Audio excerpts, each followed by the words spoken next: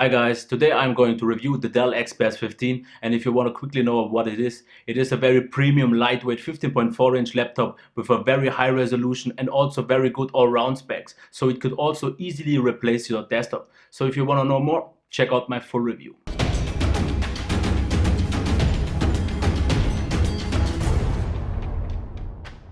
As always, let's start with the key specs first. We have a 15.4-inch display with a resolution of 3200 by 1800 and a ratio of 16 by 9. Powered by an Intel i7-4702HQ, 16GB of RAM, 512GB of SSD storage, and the device weighs 2.0 kilograms. Okay, let's take a look at the ports. On the left hand side we have the port for the charging, a full-size HDMI, mini display port, two USB 3.0 ports, a combined headphone jack, and a button with an LED that shows you how much charge you have left. And on the right hand side we have the full-size SD card slot, a USB 3.0 and a USB 2.0 with a Kensington lock here. That's about it. On the back there's nothing. Here's the port for the ventilation, and on the front there's also nothing but the speakers here at the bottom. That's it for the ports. Let's take a closer look at the design and build quality. The device itself feels pretty premium with the aluminum at the top and the carbon fiber at the bottom. It is really nice, has a nice texture to it. Here is the port for the ventilation, and as you can already see, the device is pretty thin. That is really nice, and with 2.0 kilograms for a 15.4-inch device, it is also pretty lightweight, I have to say. There's one thing, if we talk about the keyboard, I'm not so much a big of a fan, and that would be this edge. It is not really, it is even a beveled one. But if you type longer times, especially on a surface that is higher, because my desk is pretty high, you always will scrub against it. It is not that bad. And if you have a table that is a bit lower and you can rest your arms here pretty nicely, it will be no problem at all. It was a bit of a problem because my desk is too high, but otherwise it is fine. Let's take a closer look at the keyboard itself now. You have a really nice amount of key travel. That is really nice. And also the feedback is pretty good. On some buttons it is a bit less pronounced, but otherwise in whole it is really good. The font itself looks a bit odd. I had to get used to it because I really know other fonts otherwise. But otherwise, once you type, the size and the layout, the chiclet style is really good, and I have really hard time to decide if this is better or the one on my MacBook Pro, because I'm really convinced, and you can type pretty easy and pretty fast on both. And like I said, the haptic feedback and the experience while typing is really good. Maybe a bit feedback, but no, I can't really complain. It is a really great keyboard. As for the touchpad though, I'm not that convinced. It is of a good size, and it usually also really takes all the touch input really good. But the one thing I will show later in the performance is the multi-touch gestures. They don't get accepted as I would like them. A lot of times I want to scroll with two fingers and it just only sees one, and I move the cursor. That was pretty annoying. So in overall, I'm not the biggest fan of the trackpad because the touch response wasn't right up to par with anything else. But otherwise, the design and the build quality in overall is really nice. The device is lightweight, feels really premium. There is no flex nor bending. Like I said, in overall, really great design and build quality. Let's talk about the display now. We have, like I said, a 15.4-inch display with a resolution of 3200 by 1800 and a 16.9 ratio. This means the screen is very crisp, very sharp, and the issue with the scaling is way less noticeable on a 15.4-inch than on a 13.3-inch. It is not the best. Still, a lot of apps don't do this correctly with the scaling, but it has gotten way better. As for the brightness, I am already at 100%, and it doesn't come over the camera because of the camera itself, but the brightness is very good, no problem in sunny daylight. But of course you have a lot of glare because I'm pretty sure you can see all my camera is visible in the camera. But the brightness is very good. Usually I use it at about 40%, which is quite nice. Also the whites, they are good. Slightly on the warmer side, nothing to complain here. The blacks, not so much though. They see maybe on the camera pretty good here, but they also lose a lot of details, especially visible when watching videos. If you're watching videos, you will notice, if you have any other display you might need to know, you will notice a lot of difference in terms of the details because it loses a lot. And the colors are the next thing. As you can already see, colors look completely oversaturated. They are completely out of context and not natural at all. If you like those colors, okay, you can also turn down the saturation in the driver. This is no problem, but just so you know, out of the box, it is not at all accurate. As for the viewing angles, and I can't show you this on the camera, I already tried it, but if you have, because we have a PPS display here and no IPS display, this means you don't have the great viewing angles as on an IPS display. They are the next best thing, I would say, way better than any PN or VA panel, PA panel, I don't know right now, but it doesn't matter. But they aren't as good, especially in the vertical, because if you have one complete color here and you look straight down, you will already notice on the sides the color isn't the same anymore. The tone slightly shifts. But in most general terms, if you have a higher brightness and so, you won't really notice it. Like I said, on the sides you will notice a bit of a difference, but in overalls the viewing angles are still the next best thing to IPS. No problem here at all. So in overall we have a very good display with oversaturated colors and no IPS display, but still very good viewing angles. The sharpness is the biggest highlight here, and due to the scaling issue that is less pronounced here, it is still a very good offer here. We've already talked about the display. Now I want to talk about the sound. I will show you a demo first and then talk about it.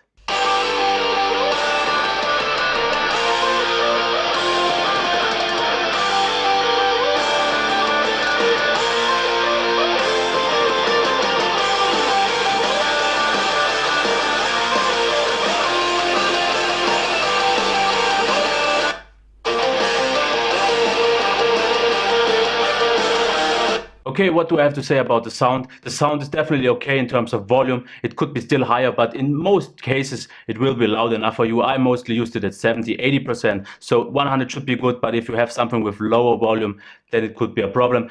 There is bass, as you could have maybe noticed, and the mids were also pretty okay, but the treble here is a bit of a problem because the treble is less pronounced and all the sound you hear all the time is pretty muffled. And the other issue here is the speakers, as you can maybe see, are here at the bottom. And if you have the device on your lap, maybe on your couch or something when you want to type, you will completely block the treble. You won't hear anything of it. You will only hear mids and depth and bass. And this is what I had a problem, because I mostly wanted to type on my lap. If I'm on the desk, it's no problem. It can reflect and it is nice. But I think the positioning of the speakers isn't the best. On loud volumes also, if you are watching, let's say, Hangouts or people talking into the camera, mostly on YouTube, you will notice this. The treble gets so harsh and you will hear those resonances covering the chassis of the device, and you will hear those kind of distortion sound. It is a bit weird, but it is no problem of this device itself. My MacBook Pro has it as well. So I'm not really sure what to do here. If you go lower with the volume, it will get better, but it is a bit odd. But in overall, the speaker gets blocked, the volume is good, and the sound, like I said, the balance isn't the best. It is just a bit too muffled for my liking, but otherwise it is okay. Definitely good enough for what you would want to do on such a device. The next part of this review is pretty important for me, and that's why I will take a bit more time to talk about that. We have an Intel i7-4702HQ here in this, and with the NVIDIA 750, we have a real close to desktop performance here in overall. 16 gigabytes of RAM, which is, I would even say, overkill, because I never used really more than 30%, no matter what I did. So, and let's quickly talk about the benchmarks. You see the SSD here. Those values are absolutely top notch. Nothing to complain here at all. Really great. And the next thing I want to talk about is the browser performance, and I will do the same as I always do. I will show you the Internet Explorer, Chrome and Firefox, and since we have a touchscreen device, I will show you the scrolling with the touchpad, the touch screen and the mouse, so we get a feeling how fast the device is and how good the scrolling is. So let's start with the touchscreen on the Internet Explorer. As you can see, this is extremely buttery smooth with a nice amount of fraction. I really like and love this scrolling on this device. With a mouse, as you can already see, it gets still very smooth. Like I said, Internet Explorer is hands down the best here. Now with the mouse, and like I said, the touchscreen display, the touchpad isn't the best, but on Internet Explorer it mostly works fine. As you can see, it already, sometimes it will see the double finger gesture as only one and you will move it. But on Internet Explorer in overall it worked definitely the best. Now let's check Chrome. And as you can see here, the scrolling is less smooth. It is still quite good, I would say, but also way more friction. And this is what I don't really like about that. And that's why I wouldn't use this with a touch screen. As for the mouse, as you can see, Definitely nice. I want this hard scrolling. I don't want any smooth scrolling with a mouse. Absolutely fine and perfectly usable with a mouse. What about the touchpad? And as you can see here, it looks pretty choppy, but this is because of the mouse, I would say. It is not the performance. I did turn off the dynamic scrolling because it was completely weird and didn't take any touch response at all. But as I said, I am no big fan of the touchpad. Now let's head over to the Firefox. What about touchscreen? As you can already see, this is not smooth, and we have a high-end machine here, and not even that is capable of delivering a smooth performance on Firefox. It is usable, but I don't like it. With a mouse though, as you can see, perfectly fine, nothing to complain here. And I would use Firefox as my default browser on this system because I love Firefox, and this device gives me enough performance with a good amount of pleasure to use it. As for the trackpad, as you can see, it works about the same as on Chrome, but also the touch response isn't good. As you can see, it even just launched another app. It switched this here to there. Like I said, double tap gestures and everything else just won't really work good on this trackpad. I don't know why. Let's check the PDF performance real quick, and here is where I'm really impressed because look at this. This is super extremely buttery smooth. No re-rendering. This is over the network. As I said, it is okay now, you can see it, but this is over the network. But if you were using normal speeds, there is nothing to complain here at all. The next thing I want to quickly talk about is video editing. I used Cyberlink Power Director and it worked brilliantly because you have the NVIDIA 750 in here, the mobile, and rendering worked very fast. You have a great CPU, and thanks to GPU hardware encoding, it worked very fast. So if you want to use this device for video editing and photo editing, definitely a great device for that. Really suited. Games, I'm no really a gamer, a big one. And I tried Grid 2 and I tried Kane and Lynch. And for me personally, with 1080p, I had to scale down the resolution to 1080p. Grid 2 looked fantastic. With the medium settings, it was perfectly smooth. With higher ones, not so much anymore, but with medium ones. But I think if you are a gamer, you will know if this GPU and CPU combo is good enough for what you want for gaming. Personally, for me, it would be more than okay enough. And if I would have this device, I would even maybe start gaming again. But I don't have any device that is capable of gaming, and that's why I don't really have that much games. But I tell you, if you are a gamer, you will know if this is good enough. Otherwise, you can check for benchmarks. But from what I can tell you, it is good enough, definitely for all the games with maybe not the highest specs, with not the highest frame rates and not the most details, but it's definitely playable because it is still a 750. In forums, I often read the 750 is no good gamer card because there are way better ones out there. But of course, this is more of an all-rounder device and no gaming device. It is good for everything and nothing specially good at it. But that's like I said, a really nice desktop performance. If you want to replace your desktop with this device, definitely no problem at all. It's a very good high-end all-rounder. Let's talk about the battery now. And sorry for the glare, but on this glossy display and this big display, it is almost impossible for me to avoid it. But as for the charging time, a full charge will need slightly above 3.5 hours. 3.5 hours is okay, I would say, but there's definitely better ones out there. As for the battery life though, and this is one thing I'm not really sure why it's not that good. I got an average of about 5 hours. These are estimated, but they work out pretty nicely. I would have gotten these results because I was at about 2.5 hours on a half a charge. So you can see this as correct. 5 hours I got on one charge. And I'm not really sure because I saw benchmarks on the internet of 9 hours and more, and I'm not sure why I don't get this, because these 5 hours are mostly normal stuff. I watched YouTube, I browsed, I did some light photo editing, I listened to a bit of music, and not really that much else. Of course, the office stuff, and the screen brightness was never above 60%, mostly at about 40%.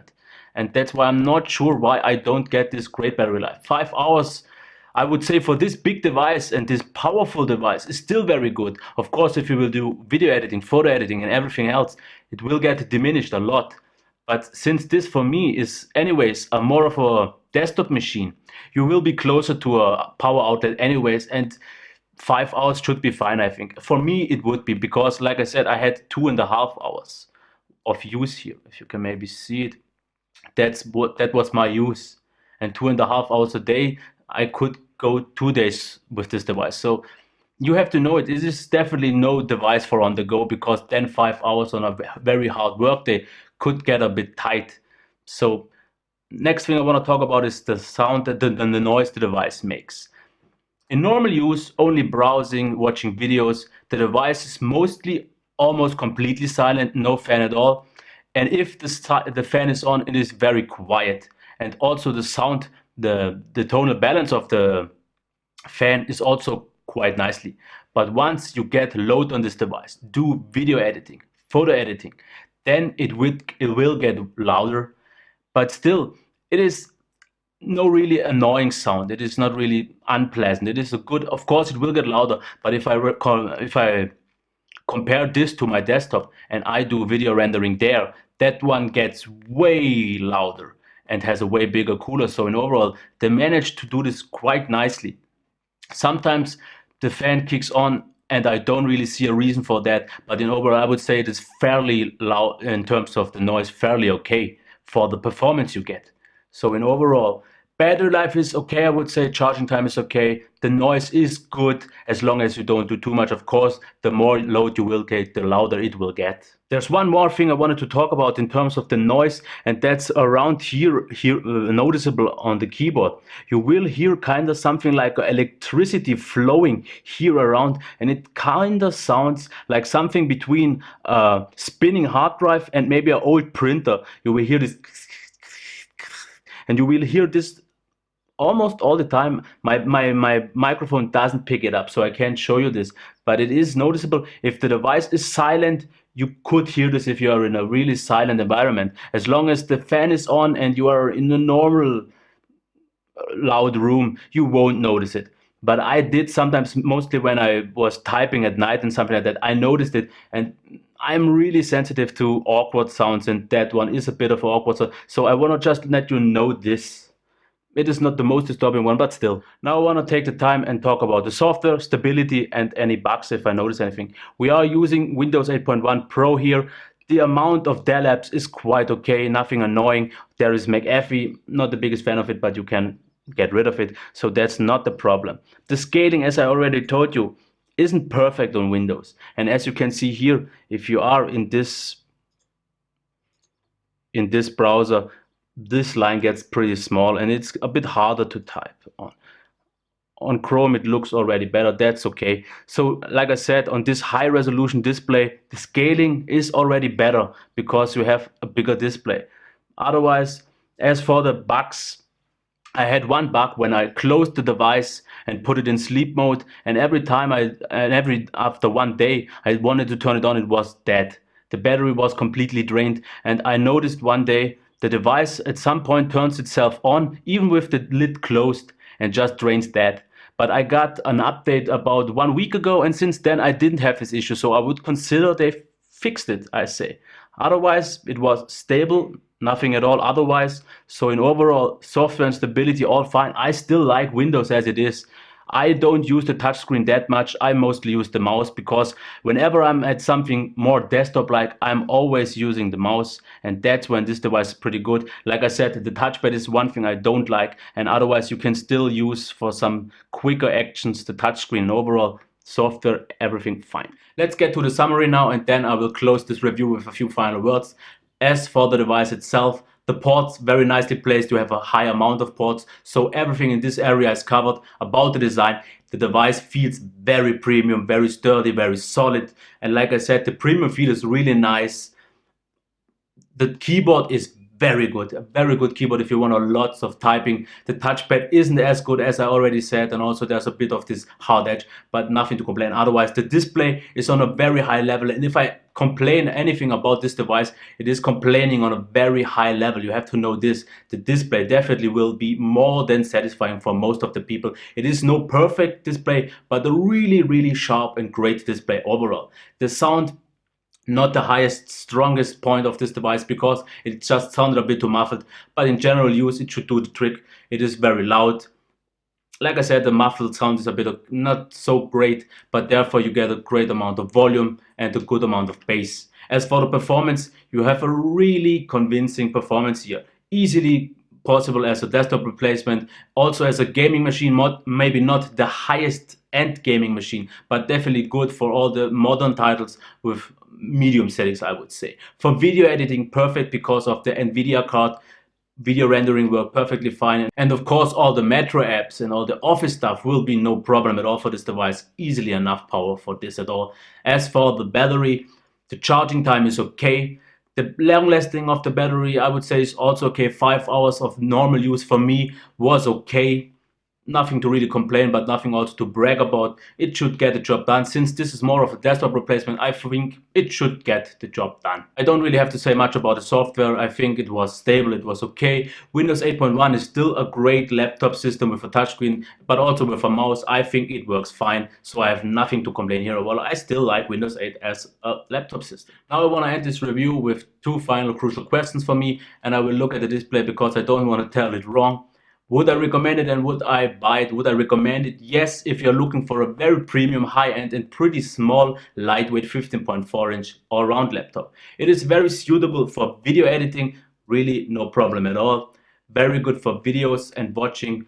It is also good for gaming, but it is no gaming laptop, so you have to know this. But would I buy this device myself? And here's where I have to say no, but mostly because I am more of a 13.3-inch guy. But if I would be looking for a desktop replacement and a very capable high-end machine with a great display and everything all, then I would definitely consider this or maybe the MacBook Pro 15, because those are pretty similar priced, pretty similar in terms of performance. And the major two differences I would say is the one with the Windows has a touchscreen and the one with the macOS has no touchscreen and it has macOS. So you have to know if you want to stay on the Windows side or on the Mac side, because they are, I would say, pretty close to each other, and you have to know what you want. If you want definitely Windows, then Dell, because I don't really see any real competitor here, because this is a high-end premium all-round laptop, and this is pretty hard to find these days because most of them are specific for one thing. Either it's gaming or just about office stuff and all this stuff. So this is a really good desktop replacement with very good all-round capabilities. The MacBook Pro is kind of something similar, but definitely on the Mac side and something different. So you have to know for yourself what you want now. Okay, that's it for my review of the Dell XPS 15. I hope you liked it. I hope it was helpful for you. And if you liked, please give me a thumbs up, reshare this video and subscribe to my channel. Until next time. I'll be back.